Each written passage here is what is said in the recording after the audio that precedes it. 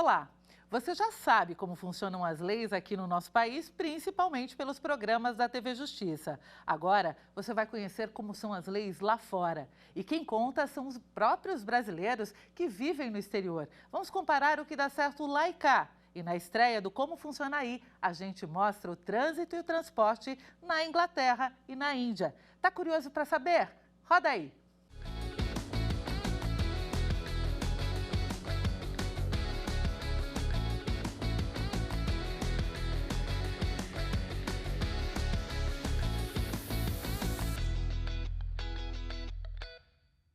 Começamos com Londres. A gente convidou a gerente de marketing, Karina, para falar um pouco sobre a capital da Inglaterra e Reino Unido e as diferenças nas leis de trânsito e transporte. Vamos saber mais sobre esse tal trânsito invertido, a mão inglesa, e o famoso Double Deck Bus, aquele ônibus de 2 andares, vermelhinho. Karina, conta pra gente como funciona aí.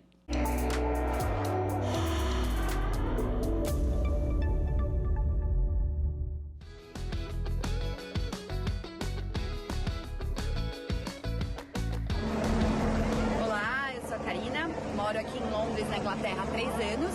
Estou aqui junto com meu marido, que está filmando, me ajudando, para mostrar para vocês um pouco do trânsito dos meios de transporte de Londres. Começando aqui pelo maior ponto turístico da cidade, que é o Palácio de Buckingham, onde não há trânsito, com exceção da polícia, como vocês acabaram de ver, por ser um lugar que atrai muitas pessoas, muitos turistas, então eles fecham o trânsito por aqui. Mas agora a gente vai dar uma rodada aí pela cidade para conhecer algumas curiosidades do trânsito inglês aqui em Londres. Olha como funcionam aqui o sistema de sinalização, né? Esse é o táxi, a mão invertida, né? Como vocês podem ver. Uma coisa muito legal aqui é que eles têm essas delimitações falando para onde você deve olhar para atravessar a rua. Porque como aqui é bem diferente dos outros países, eles avisam. Então, por exemplo, aqui olhe para a direita e do outro lado olhe para a esquerda. E aqui vocês podem ver que além das tradicionais, né, faixas para os carros irem e virem, tem a faixa adicional do ônibus. E como aqui é um ponto de ônibus, tem já a sinalização que é um bus stop, que é uma parada do ônibus, por isso que está em amarelo. Tem um double deck bus, 2 andares.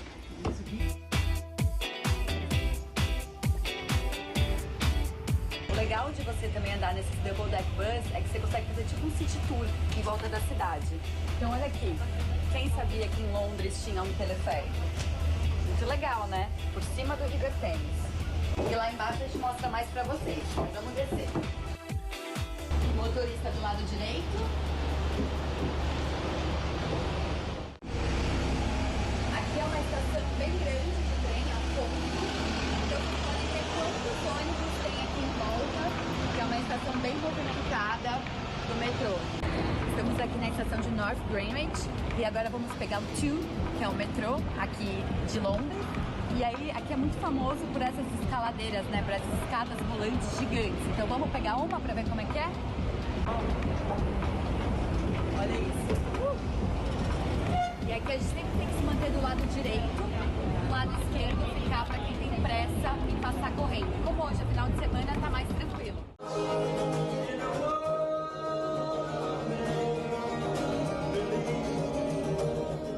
Essa porta aqui, que é a porta da estação, abre e a gente entra. E o nome Tube é porque o metrô é no formato de um tubo mesmo. Então por isso que tem esse nome.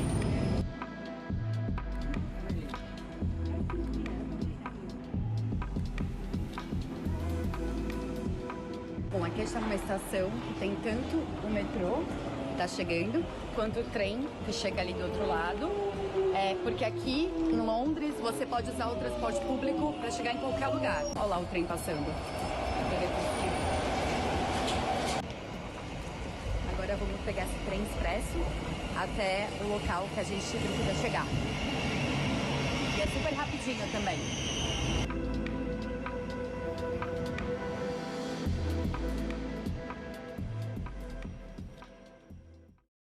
Para ajudar a gente a fazer aí um comparativo, eu converso agora com Danilo Oliveira Costa, que é presidente da Comissão de Direito do Trânsito da Ordem dos Advogados do Brasil, na Bahia. Doutor Danilo, muito obrigada aí pela sua presença na estreia do Como Funciona Aí. Eu queria saber quais são as principais diferenças das leis entre Brasil e Inglaterra em relação ao trânsito. É um prazer estar com vocês, o convite sempre bem-vindo, e a OAB Bahia, através de mim, sempre estará à disposição para estar aqui engrandecendo esse programa e o trânsito brasileiro. Sobre a pergunta, nós temos aí a dizer que os códigos de trânsito internacionais, eles têm sim suas peculiaridades, principalmente quanto ao aspecto de sinalização. Então, os sinais que aprendemos para dirigir no Brasil, eles têm uma série de diferenças com os sinais previstos na Inglaterra. Então, todas as vezes que um brasileiro quiser se aventurar a dirigir na Inglaterra, ele precisa dar uma pequena estudada nesses sinais de trânsito, que são bem diferentes. Nós precisamos também avaliar a questão da condução à direita. Então, os veículos ingleses e naquelas vias, eles transitam pelo lado direito, a famosa mão inglesa. O condutor também se posiciona no lado direito, então até quem não dirige um carro automático e dirige um carro manual, ele precisará ter essa readaptação a conduzir o veículo e trocar a marcha com a mão invertida, além das vias que ele tem que transitar pela via sempre à direita e não à esquerda, como nós estamos acostumados, e também com a questão da ultrapassagem, que a via mais rápida fica à esquerda e não à direita da via, como nós estamos habituados.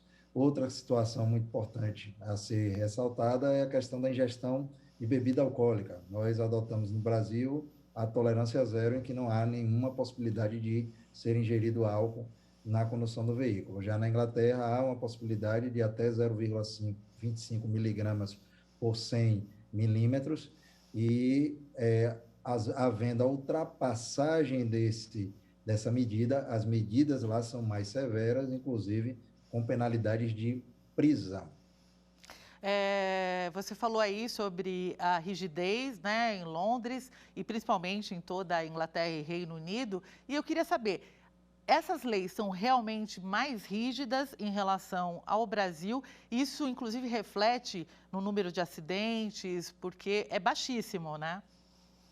Com certeza, nós temos dois aspectos importantes para que esses índices sejam pequenos. Primeiro é a educação para o trânsito, que na Inglaterra nós temos um sistema muito melhor nessa parte de preparação e educação, desde a pré-escola até que a pessoa se torne um condutor de veículo. E o segundo aspecto realmente é um enrijecimento da legislação. Nós temos um código lá que chama o Código das Estradas, e o Código das Estradas ele tem um viés mais de legislação com penalidades na esfera penal. Então, o infrator de trânsito na Inglaterra e no Reino Unido, ele tem essa possibilidade de ser preso ao cometer alguns deslizes ao conduzir veículos automotores, e isso faz com que a população tenha mais cautela e mais cuidado na condução dos veículos. E a Karina mostra agora pra gente como faz com seu mascote, o Golden Retriever Lennon, quando utiliza o metrô. Sim, eles lá são permitidos no metrô. E ela foi até a mais famosa das faixas de pedestres, a Abbey Road, imortalizada na capa do disco dos Beatles. Lá tem uma sinalização diferente e, é claro, ela também deu um passeio de carro para mostrar como é dirigir do lado direito. Vamos ver? Conta aí pra gente, Karina, como funciona aí? Como vocês podem ver, cada volante também é um local de publicidade. Então, aqui, muitas marcas utilizam para comunicar com seus consumidores, o seu público do outro lado também.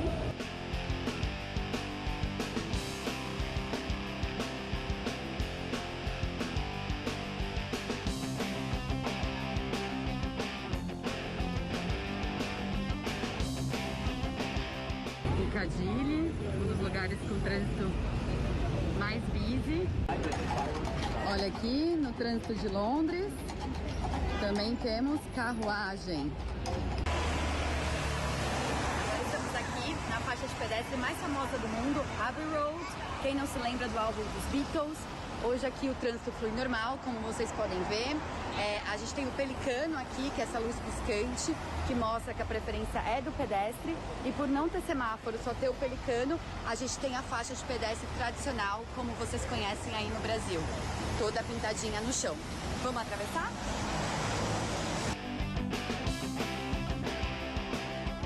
Outra coisa muito legal aqui sobre o trânsito é que tem algumas regiões, algumas ruas de Londres, só quem pode parar na rua são os residentes locais. Então aqui é um exemplo. Então, por mais que tenha vaga, você só pode parar se você mora no local e tem uma licença para isso.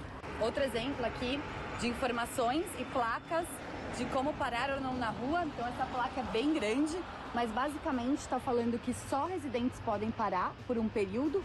Por outro período, pessoas comuns podem parar, mas tem que pagar, porque qualquer coisa que você fizer diferente das regras, a multa vai chegar e não é barata. Para estacionar em Londres, é preciso respeitar os estacionamentos dos residentes. No Brasil, tem estacionamentos rotativos, conforme o Código de Trânsito Brasileiro, como mostra essa placa da Zona Azul, em São Paulo. Já nos Estados Unidos, os estacionamentos de rua têm os parquímetros, que aceitam moedas ou cartão de crédito. E aqui a gente tem outro exemplo, né, de faixa com semáforo. Então a faixa é diferente, é só o pontilhado no chão. Por o trânsito aqui ser bem diferente, né, ser a mão inglesa, eles explicam no chão para onde você deve olhar. Porque é uma cidade muito turística, então para evitar acidentes, aqui por exemplo, tá, você deve olhar para o lado direito, que é onde vem o trânsito, e do lado de lá para o lado oposto. Como vocês puderam ver, o transporte público aqui é muito dog-friendly, aceita animais, o que é excelente. E agora a gente está no carro para mostrar literalmente a mão inglesa na prática. Wagner dirigindo. E aí vocês podem ter uma noção que o motorista vai no lado direito do carro e o passageiro vai do lado esquerdo, que é o oposto da gente. Aqui a faixa da esquerda é a faixa de quem está na velocidade da pista. E a faixa da direita é usada somente para ultrapassagem, por isso que é mais livre. Por exemplo, esse carro vermelho está ultrapassando. Então é uma regra que é bem cumprida aqui e faz o trânsito ficar bem organizado. Doutor Danilo, a Karina falou aí dos estacionamentos, nós ainda fizemos aí um paralelo com o Brasil e Estados Unidos. Como é que é essa legislação dos espaços públicos pelo mundo? Principalmente no Brasil, que a gente tem que usar como nossa referência, os espaços públicos, nós temos aí uma regulamentação compartilhada. Nós temos o Sistema Nacional de Trânsito, o SNT, e que nesse Sistema Nacional de Trânsito nós temos os entes federais, estaduais e municipais. Então, na parte municipal, nós temos aí a municipalização do trânsito, onde nós precisamos avaliar aquela organização do município e ordenamento do uso do solo. Então, nós temos aí o Zona Azul, como citado em São Paulo, que é a parte da regulamentação. Nos Estados Unidos, como citado, nós temos também a questão dos estacionamentos, e eles são restritos e pintados conforme cores no meio-fio. Além do parquímetro, como citado, mas nós temos as duas hipóteses. O parquímetro analógico, que é aquele que fica contando o tempo conforme o veículo está ali, o parquímetro está à frente dele e é recarregado com moedas. E temos o parquímetro digital, que é aquele parquímetro que nós recarregamos ou com moedas ou com cartão de crédito e precisamos imprimir um ticket, colocar no para-brisa do veículo visível e contabilizar o tempo para que nós não sejamos autuados enquanto condutores que estivermos naqueles países. A Suécia é uma dos modelos nesse caso, porque ele traz o Traffic Calming e com isso ele traz nos lugares mais urbanos e congestionados de pessoas, ciclistas e outros modais, eles restringem em absoluto o estacionamento naquelas localidades, assim como nós tivemos aí o caso da Inglaterra, a restrição do estacionamento somente para moradores e não para outros transeuntes que estejam passando por ali. Você falou aí da mão inglesa, eu queria que você desse um histórico para a gente sobre a mão inglesa e também a mão que nós utilizamos no Brasil. Qual é o histórico? Nós hoje temos a mão inglesa historicamente representada por uma questão das guerras e das batalhas, em que os cavaleiros ingleses, eles gostavam de andar pelo flanco esquerdo e portar a espada na mão direita. Como os ingleses são muito tradicionalistas, então eles levaram isso para o trânsito deles, e inclusive para a fabricação dos veículos. Então, daí nasceu a mão inglesa, que é utilizada em diversos países que tiveram a colonização inglesa. Alguns já retiraram essa condução desde 1928, Japão e outros lugares, mas uns outros persistem. Quanto à mão francesa, ela é uma mão tida hoje como uma mão universal, utilizada pela maioria dos países. Ela não tem um histórico como a mão inglesa da sua criação, e foi por questões realmente lógicas e de condução e organização do trânsito que se decidiu adotar a via francesa, que é o trânsito pelo lado esquerdo, o condutor sempre do lado esquerdo do veículo para conduzir e estar pelo trânsito. Doutor Danilo, a gente vai continuar falando do transporte e trânsito, só que da Índia. A gente faz agora uma pequena parada e volta já.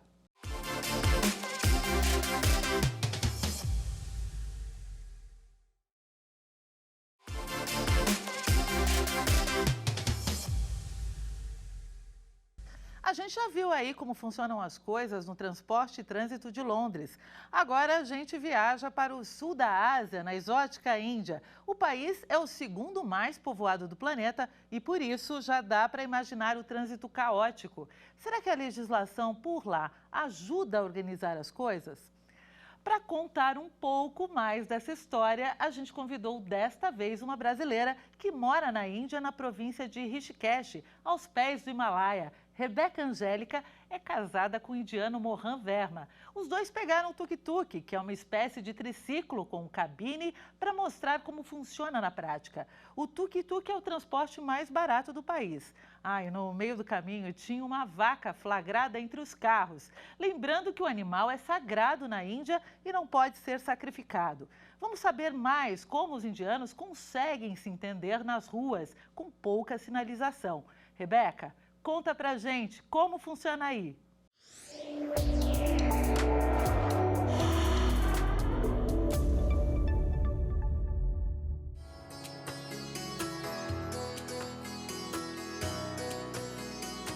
Namastê, pessoal, meu nome é Rebeca Angélica, eu sou brasileira e moro aonde? Aqui na Índia.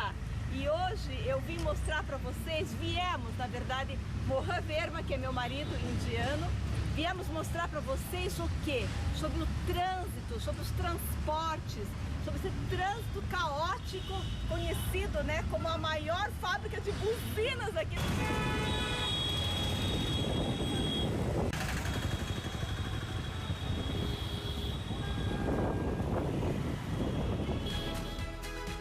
Na Índia, a buzina é o que vale, no Brasil, buzinar só em algumas situações, de acordo com o artigo 227 do Código de Trânsito Brasileiro. Em Brasília, o recado está logo na entrada da capital do país. Seja bem-vindo. Em Brasília, evitamos buzinar. A gente vai mostrar para vocês um ponto de olho, um ponto de tuk-tuk. Vem ver. É um dos transportes mais baratos aqui da Índia, né? O tuk-tuk. E quando você pensa que cabe 5, cabe 15, eles se enturnam tudo.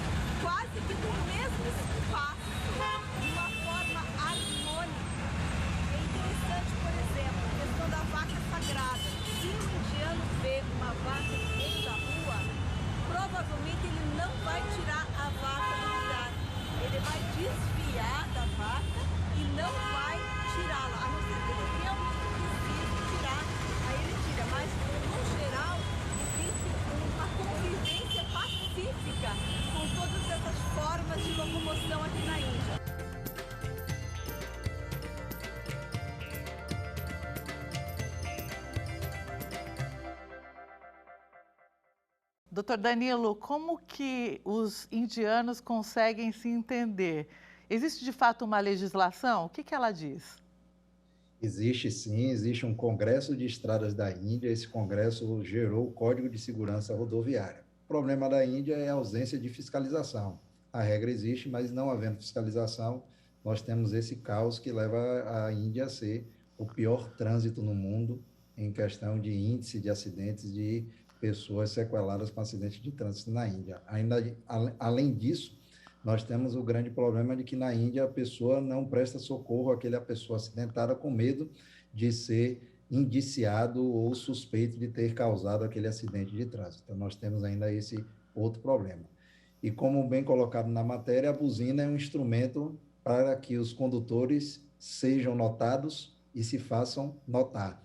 Então, a buzina realmente virou um instrumento necessário para que haja um ordenamento mínimo do trânsito, que as pessoas consigam, dentro dessa confusão entre tuk-tuk, vaca, animais, pedestres, veículos, motos que conduzem inclusive animais na garupa, consigam transitar nesse caótico trânsito que a gente vê aí, né, nos vídeos apresentados.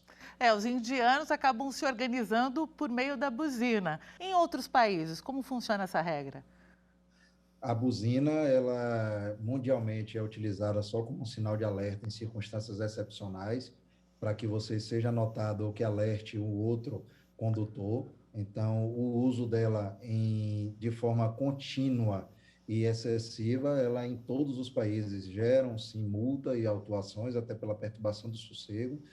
No Japão, inclusive, nós temos a tolerância praticamente zero à buzina, com a instalação de sensores para que faça a autuação daquele condutor que utilizou indevidamente a buzina. Vamos voltar para a Índia? E agora a gente vai saber como é dirigir por lá. A Rebeca deu uma volta na garupa da moto do marido Mohan.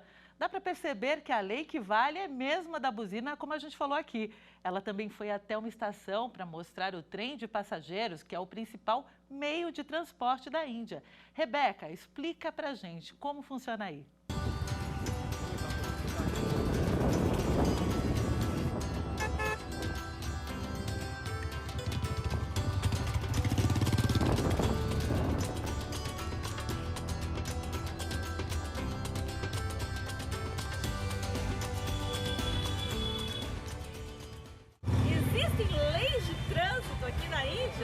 Sim, claro, existem leis de trânsito, mas para além das leis de trânsito, o que realmente funciona é o Código de Conduta.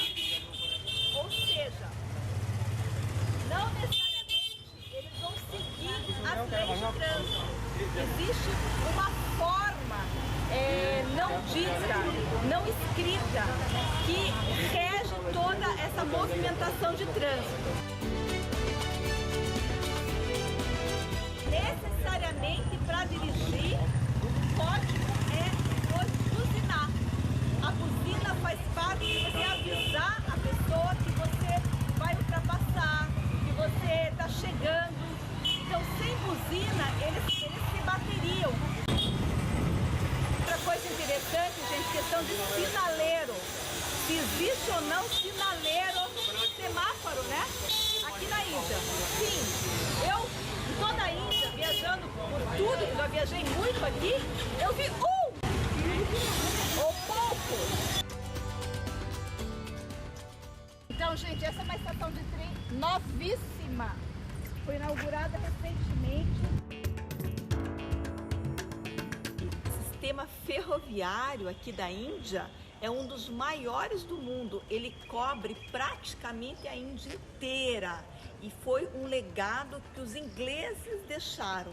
Então, quando os ingleses dominaram aqui a Índia, eles construíram essa rede ferroviária.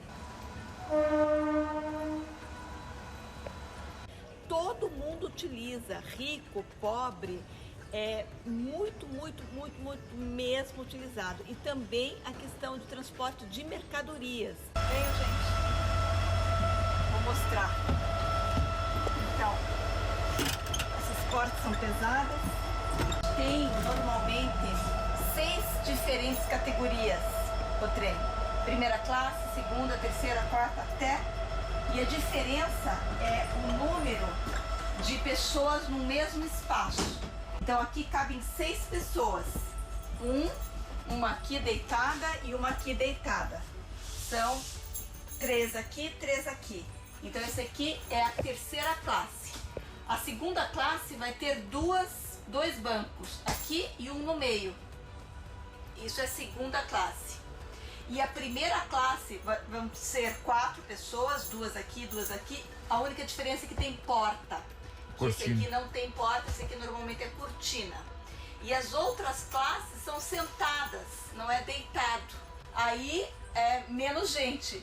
Então menos gente, daí vai empilhando cada vez mais. Aí a última classe é empilhado. Então convido vocês a um dia terem uma experiência completa da Índia fazendo uma viagem de trem.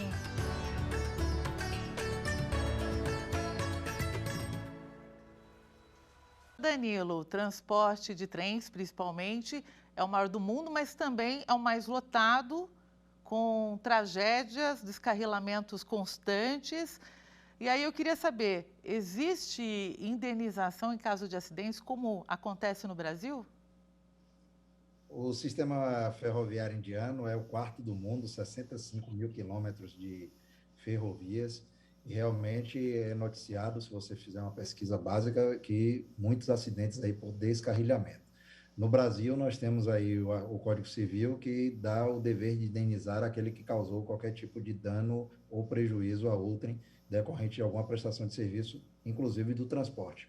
Na Índia, como nós fizemos aí uma pesquisa, uma abordagem, não há uma legislação específica e normalmente o governo é quem faz a indenização desses cidadãos que têm algum problema e algum acidente ocorrido, tanto nas rodovias, que também ocorre com bastante frequência, como nas ferrovias. A gente já falou aí do Brasil, óbvio que tem também os países da América do Sul, tem o Mercosul. Existe uma legislação integrando esses países? Como é esse intercâmbio?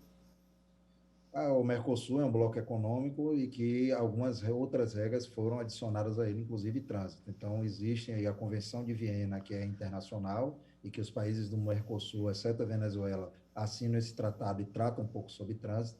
E nós temos também alguns tratados e algumas convenções em que esses países assinantes do Mercosul, por exemplo, o Acordo de Regulamentação Básica Unificada de Trânsito, que é de 1992 e vigente até hoje, que estipulam regras mínimas entre os transeuntes dos países nas fronteiras, colocando regras mínimas para que haja um respeito dos visitantes e dos visitados quanto àquela questão do trânsito. Temos agora também a novidade da placa Mercosul, que tem a iniciativa de unificar a base de dados para que todas aquelas pessoas que são autuadas no trânsito em países fora do registro do seu veículo, elas possam ser penalizadas com a pena pecuniária, inclusive, talvez, a pena na sua habilitação.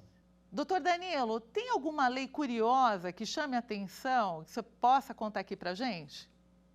Existem várias. Existe legislação que prevê a necessidade da pessoa conferir a buzina, o motor, o limpador de para-brisa, que a gente tem no Kansas, nos Estados Unidos, que lá o trânsito tem um sistema diferente do nosso, é por estado. Nós temos outro que o agente de trânsito, ao abordar algum veículo, precisa buzinar 3 vezes, isso é uma lei indiana, então há necessidade de buzinar para fazer a abordagem de trânsito. Então, são diversas curiosidades aí que a gente tem de legislações esparsas e internacionais que são realmente diferentes. Essas legislações estranhas existem aí pelo mundo. Agora, para a gente finalizar, queria que você destacasse aí pontos positivos e negativos da legislação de trânsito e transporte no mundo. Nós temos o programa Vision Zero da Suécia, que chama bastante atenção, certificando pessoas pelo mundo para que a gente tenha o índice zero de acidentes. Nesse Vision Zero, nós temos o Traffic Calming, que é exatamente o compartilhamento das vias entre todos os modais, ciclistas, motociclistas, pedestres e o veículo, em que nós temos aí o tráfego de veículos com 20 km por hora no máximo, e isso realmente salta aos olhos e a gente precisa trazer esse modelo para o Brasil e para o mundo, onde nós temos um trânsito tão caótico. Doutor Danilo, muito obrigada pela sua participação na estreia do Como Funciona Aí. E é isso, gente. A gente vai ficando por aqui, preparando a nossa próxima viagem. Você pode conferir o Como Funciona Aí e outros programas no nosso canal no YouTube, no site da TV Justiça e também no nosso perfil no Instagram. Até a próxima. Tchau!